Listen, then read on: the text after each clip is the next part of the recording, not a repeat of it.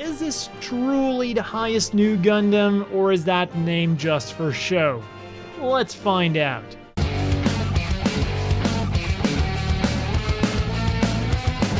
この番組はご覧のスポンサーの提供でお送りします。 And man, is this quite the big box we're getting. It's literally more than twice the size of the real great Char Zaku 2 that I'll be painstakingly building after I'm done with this beauty. But those are problems for later. Right now, I'll have the pleasure of building Amuro Race Used mobile suit for new type, provided to me by my favorite online hobby store, Hobbyling Japan. Links to buy your own down below. Although I must admit that I'm not a big fan of the 3D rendition on the box art. It's not bad, I just think the actual model looks way cooler. So let's look at what the sites tell us about this model kit. As with most real grades, the box has a lot to say. There's the advanced MS joint for the fin funnels, we're getting realistic decals which include gold, chrome, and metallic green, and the machine has an overabundance of amazing gimmicks that we'll soon be able to experience in their full glory. Things like a little machine gun poking out of the right arm that even extends when you push down the hand. And then on the other side, we get to see all of those amazing gimmicks in action, including a small text blurb informing us that this is how we'll be getting the High New Gundam out of the box, with just some panel lining and applying a top coat. So enough talking about the box, let's dig in.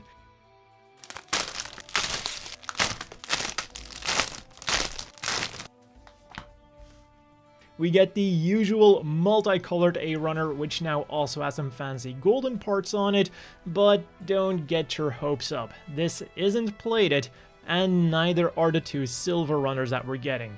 But hey, they do have signs of future remolds.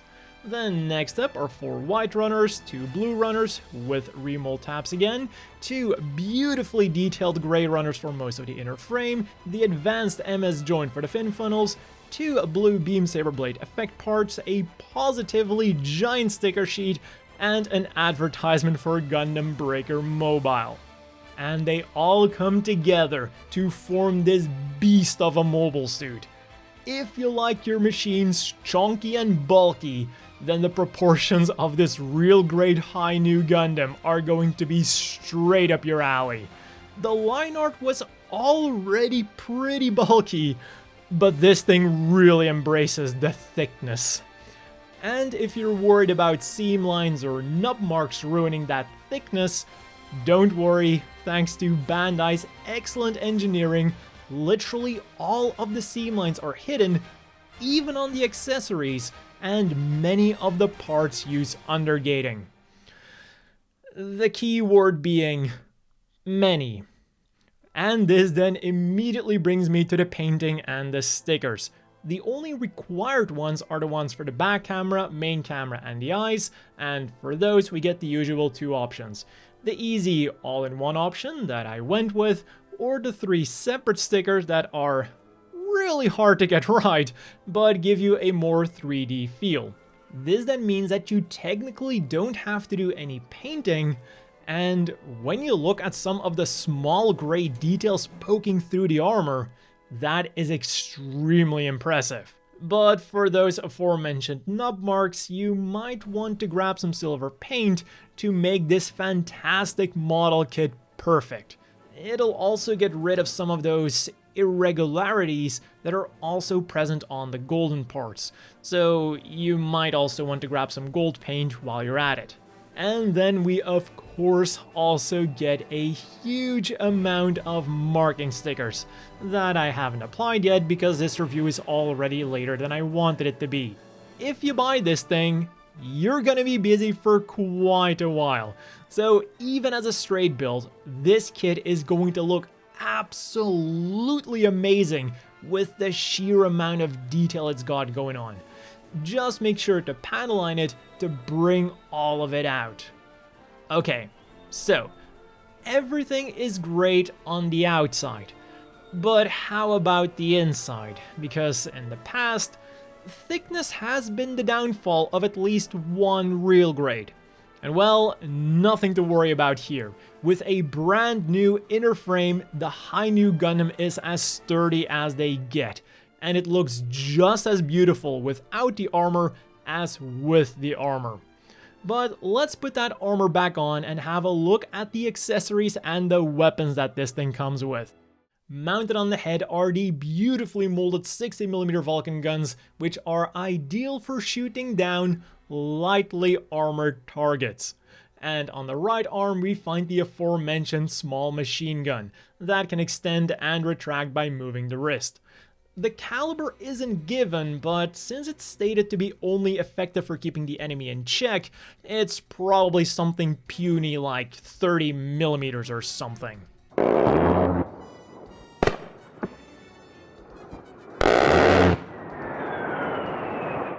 Also, according to some sources, this thing is a beam machine gun that is also capable of emitting a beam blade. But unfortunately, even though it looks like you could fit a beam effect part in there, you can't. At least not without modifications. Inside that other arm then is a spare beam saber, which works exactly like you'd expect. The effect part fits snugly in there, and the whole thing clicks securely into the peg on either the left or right holding hand. The two main ones then are exactly the same, except for the fact that they're stored in the wing binders, and the fact that they forgot that these beam sabers should also have beams popping out of the rear. Now, you could scratch this up to the designer preferring not to have this feature, or to Bandai wanting to cheap out so that they wouldn't have to make a dedicated effect runner. What inspired you to make this design? Money! But hey, that's a problem you only have to deal with if you can actually get them out in the first place. Fortunately, there is one more use for the beam saber blade effect parts, the multifunctional beam rifle. Depending on the setting, it can be as powerful as a warship's mega particle cannon or as fast firing as a machine gun. And to simulate this, you can ram one of the beam saber blade effect parts into the muzzle. It doesn't quite go in all the way, but there's more than one way to make it fit if you really want to. I also really like how they redesigned this gun to be much more sleek compared to the original bulbous design. Unfortunately, it does only come with a right trigger finger hand, which is not a problem for the new Hyper Bazooka. You can use it with the same trigger finger hand as the beam rifle, but you can also use it with the same holding hands as the beam sabers. So you can have the Hi-Nu Gundam dual wielding its weapons, and you can definitely take whatever pose you want with this thing. The handle moves, and the holding hands themselves also have an extra hinge joint. And just as with the Hi-Nu itself, you just gotta slap some sensor stickers on this bad boy and it's perfect. Now, if for some reason you don't want to use it though, you can simply push back the barrel, fold up the handle, fold out this little connector, and try to attach the bazooka to it, while you hope that you don't break anything. As for storing the beam rifle then, you simply fold out this peg, open up this hatch, and then attach it to the back skirt. Simple and effective. Next up then are the most iconic weapons, the 6 fin funnels. And the most important thing is that they look nice when stored, because that's where most of us are going to be keeping them.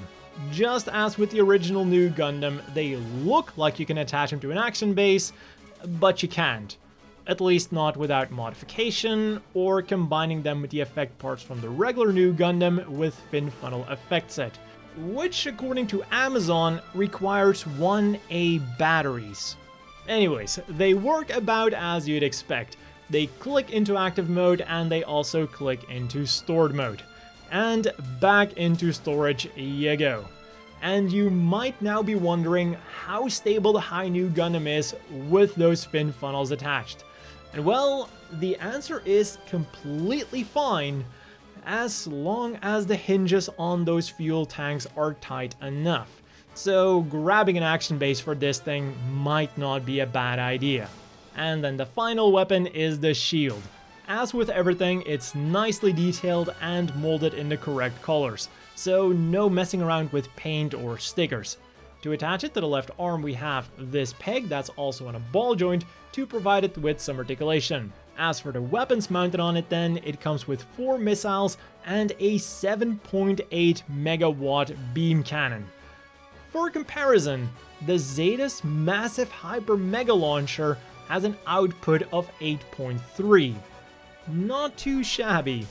The other accessories then include 2 open hands with some extra articulation, a very sturdy connector for an action base that sits between the main body and the backpack, some leftovers from the regular news fin funnels, and a figure of Amuro Ray after he's been absorbed by the Psycho Frame. There isn't one. What we do get a lot of though is articulation, and for such a bulky machine, that's mighty impressive. The neck itself is on a double ball joint that's connected to a hinge joint inside of the collar for maximum movement, and it even has a special joint to allow the rear armor of the head to move out of the way to make backwards movement even better. Yeah, they just added that to put it on the side of the box as an extra feature, didn't they? The shoulders then also have a lot of crazy possibilities thanks to the 4 points of swivel, and this craziness continues with the arms. Not only do we get the usual rotation below the shoulder and the double jointed elbows, but we also get another point of rotation in the middle of the elbows, so you really can make any pose you want. As for the wrists, I already showed you the right one, and the left one does exactly the same, but here it isn't connected to any kind of mechanism. And then the hands are on the usual ball joints, so they'll wiggle around, turn around, and do everything a ball joint does. For the waist then, we get a double hinge joint for some extremely impressive backwards movement, and also nice forwards movement. There's a swivel for the sideways movement, and another swivel for the rotation. And while we're here, let's look at the cockpit. You can either slide open this panel or open up the whole thing. But no matter what you do, nobody's ever home. Below the waist then is where things get really impressive. Starting with the skirt armor, the front and side skirts are on ball joints, but they're also on a series of hinges to allow them to completely move out of the way of the legs, giving them ridiculous sideways and forwards articulation that could only be stopped by putting the torso back on. And as if that wasn't enough already, we're also getting some extra sideways movement inside of the hip and an extra hip mechanism that allows you to slide out the hip joints for even more articulation. And the best of it all is that both hips are on separate tracks, and the white piece at the bottom locks them into place. The backwards movement then is a bit more limited, but that is still more than I can manage on a good day. They'll also rotate around, and just look at that gorgeous knee split. The thigh armor moves, the pistons move, and the detailing underneath is exquisite. The feet then also have some nice articulation, forwards and backwards on a double hinge, sideways on a swivel, and rotation on another swivel. And I almost forgot the extra foot and toe joint. But don't you think that I forgot about that massive backpack. The tail binder has 2 hinges, the fuel tanks are 1 each, and the wing binders have a little bit of everything. They'll rotate around, go forwards and backwards and up and down, and then every fin funnel is on its own hinge. But the ones on the tips have a special feature. Their movement is linked to that of the thruster. Nice. So when it comes to the articulation for such a bulky machine, could you possibly even wish for more? Yes. You start by extending the hips again, pull this out to open that hatch, open up the crotch, pull down the entire hip assembly, and lock everything into place. And now you've got a new Gundam that will look that little bit extra impressive. And then finally, you've also got some opening and transforming panels because it looks cool and because they could. So as always, the inevitable question is, do you want to buy this? Well, whereas the original new Gundam wasn't just for show, this high new Gundam definitely comes with a lot of features that are just for show. But despite everything that's going on with this thing, like armor separation, opening panels, and the weight of it all, this kit is remarkably stable and solid. I've said it a couple of times already in my previous real grade reviews, but these latest real grades really are a testament to how good and how solid real grades have become. Whether you consider this the best real grade or not is really going to come down to the smallest of details when comparing it to the other heavy hitters like the new Gundam or the Sazabi. Things like the gold, the silver, and the nub marks. What I can say is that if you want a thick Federation machine with a lot of cool gimmicks, this is the real grade to get. Just invest in an action base while you're at it. Even though it can stand in the beginning, you don't want this bundle of thickness crashing down.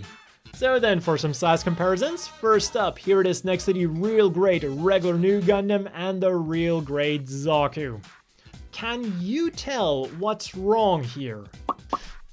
The scale of the high new Gundam is completely out of whack, but I'm also completely fine with that. For once, an overall height of 20 meters would have made the high new smaller than the Jagans. And, well, I think most people are going to agree with me here that that would look just wrong. So then finally, here it is next to the standard size Gym Custom and the usually bulky Zaku 3. I think I know someone who would have preferred the high new Gundam to be accurately sized. And that has been all for this review of one of the best real grades around. Again, if you want one for yourself, links down below. And as always, a big thank you to the Patreon supporters. I hope everyone watching has a great day, and I'll see you all next time.